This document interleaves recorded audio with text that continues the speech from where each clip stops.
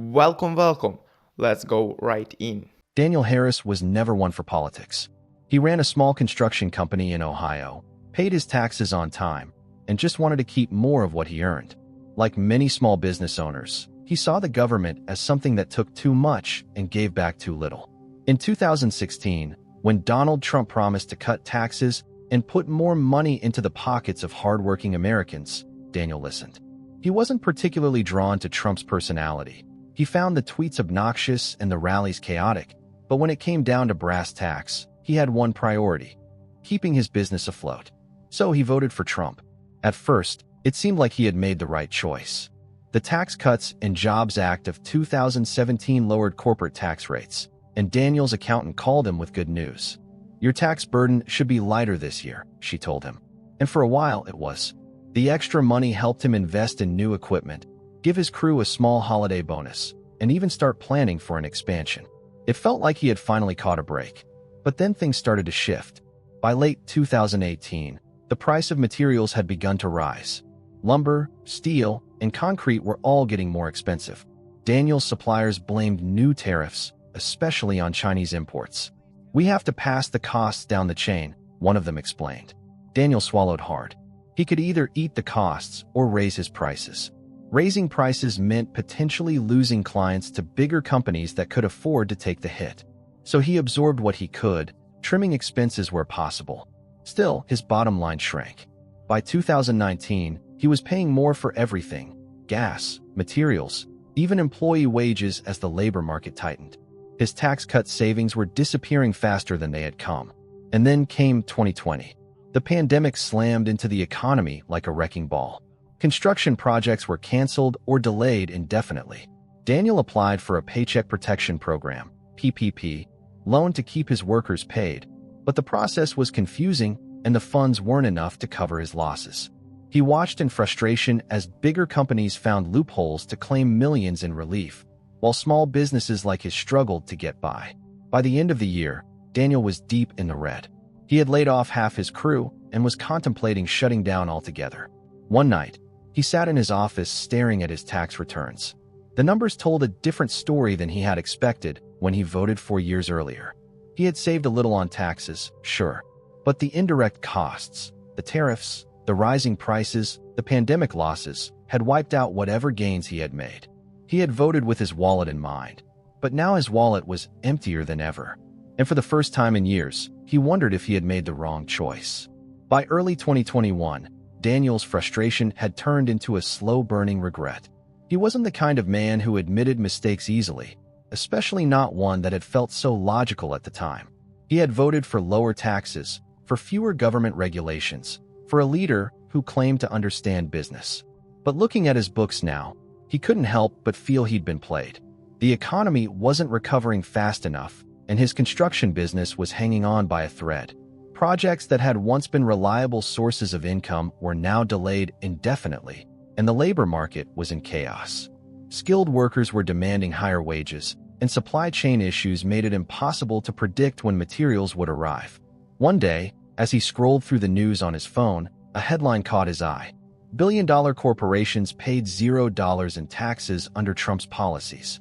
Daniel's jaw tightened as he read the article. Companies like Amazon and Chevron had found loopholes in the tax cuts, using deductions and write-offs to completely erase their tax burdens. Meanwhile, small businesses like his, too small to have teams of tax attorneys and accountants, had received only minor relief. The weight of it hit him like a punch to the gut. He had voted for a tax plan that had helped the rich far more than it had helped him. Sitting across the dinner table, his wife, Lisa, noticed his troubled expression. "Rough day?" she asked, pushing a plate of food toward him. Daniel sighed and ran a hand through his graying hair. "I just don't get it, Lisa.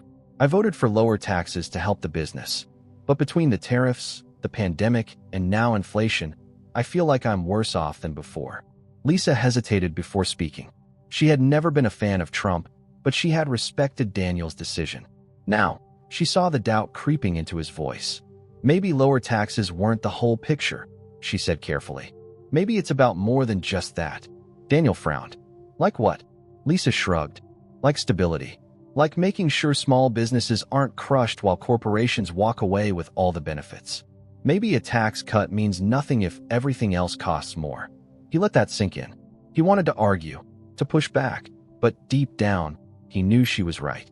Over the next few months, Daniel paid closer attention to what was happening. He watched as major infrastructure bills were debated in Congress, realizing for the first time how much government investment actually mattered for businesses like his. Road projects, bridges, commercial buildings. Without government spending, a big chunk of his business dried up. By mid-2021, he had made a difficult choice. He scaled down his company, sold off some equipment, and took a job as a project manager for a larger firm. It wasn't what he had envisioned for himself, but it was steady. He could still provide for his family, even if it stung to admit his business wasn't going to make it through. One evening, as he sat on his porch watching the sunset, he thought back to 2016. He had cast his vote thinking he was securing his future, but instead, he had seen firsthand how complex the economy really was, how one policy change could ripple out in unexpected ways. For the first time, Daniel was ready to rethink everything. Daniel adjusted to life as an employee faster than he expected. At first, the change felt like a failure. His pride took a hit knowing he wasn't his own boss anymore. But as months passed, he found himself appreciating the stability.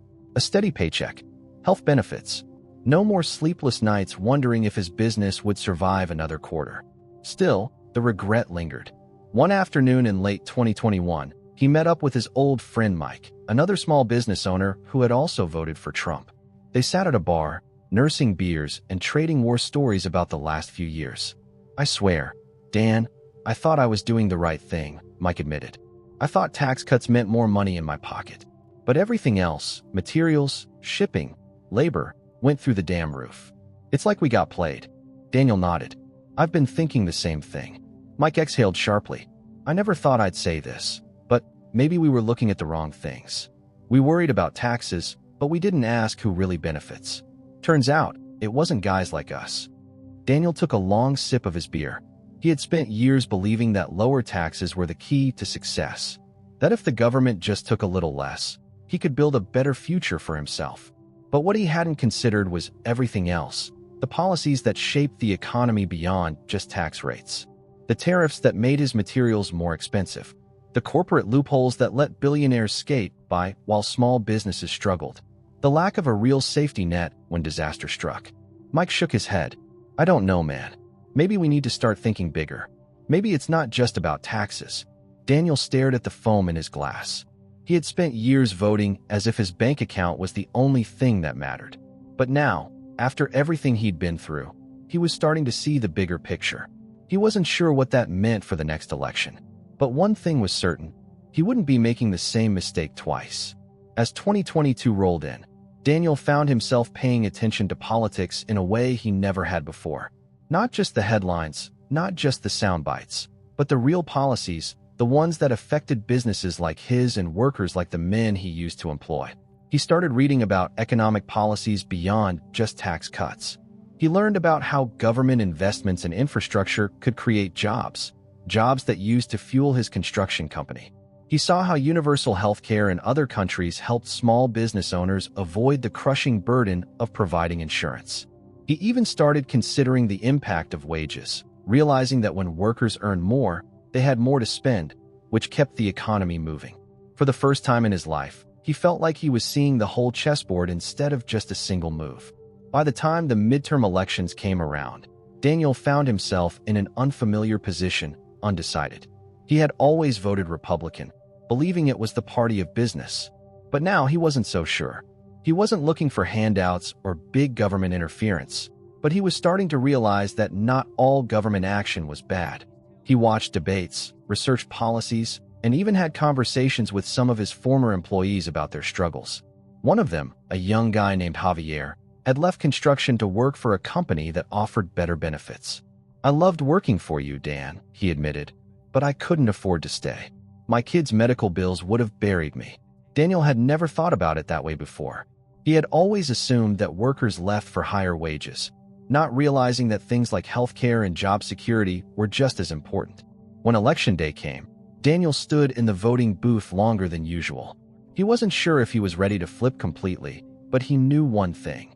He couldn't keep voting for policies that only helped the wealthiest Americans while leaving small businesses and workers to struggle.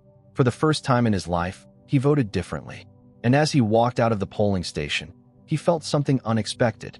Not regret, not doubt, relief. Because this time, he wasn't just voting for lower taxes. He was voting for something bigger. He was voting for a future that actually worked for everyone.